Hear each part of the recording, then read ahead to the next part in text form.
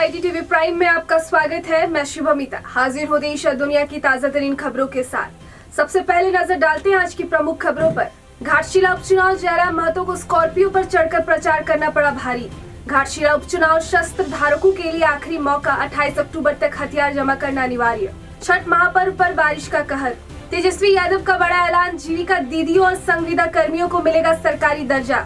बिहार चुनाव 2025, पीएम मोदी और अमित शाह 24 अक्टूबर को करेंगे चुनावी शंखनाद। केरल में राष्ट्रपति मुर्मू की सुरक्षा में चूक, बाल बाल बची। अमेरिका में इतिहास का दूसरा सबसे लंबा शटडाउन, कर्मचारी वेतन से वंचित। म्यूजिक इंडस्ट्री में शोक की लहर, मशहूर सिंगर ऋषभ टंडन का दिल का दौरा पड़ने से निधन।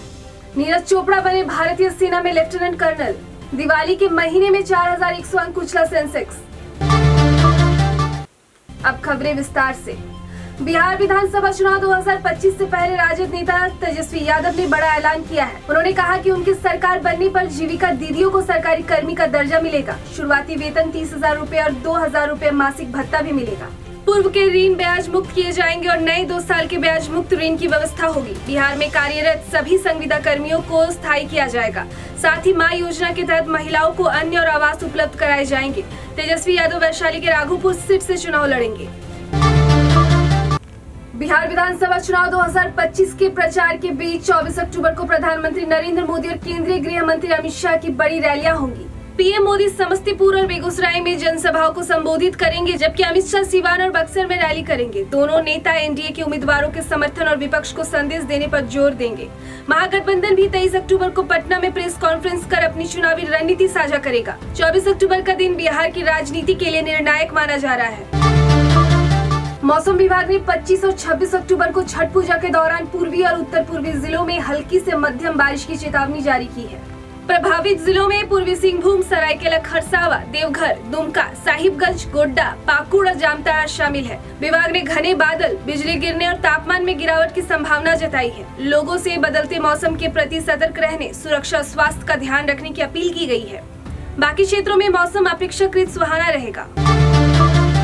घाटशिला विधानसभा उपचुनाव को शांतिपूर्ण संपन्न कराने के लिए जिला प्रशासन ने लाइसेंसी शस्त्र धारकों को अंतिम चेतावनी दी है। जिन्होंने अब तक अपने हथियार जमा नहीं किए हैं, उन्हें 28 अक्टूबर तक थाने में जमा करना अनिवार्य होगा।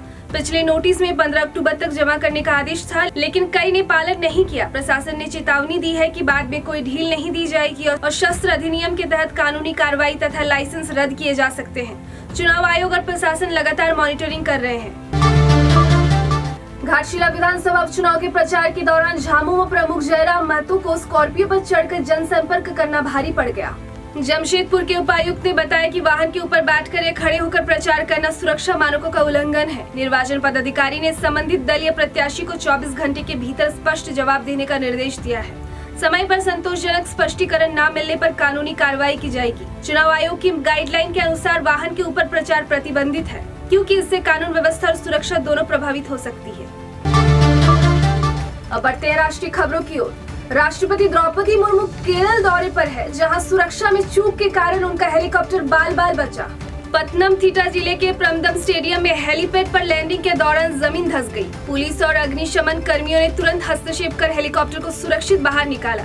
राष्ट्रपति 21 अक्टूबर को तिरुवनंतपुरम पहुंची और 22 अक्टूबर को सबरीमाला मंदिर दर्शन, राजभवन में पूर्व राष्ट्रपति के.आर. नारायण की प्रतिमा का अनावरण और अन्य कार्यक्रमों में हिस्सा लेंगे। उनका दौरा 24 अक्टूबर को एर्नाकुलम में कार्यक्रम के बाद समाप्त होगा।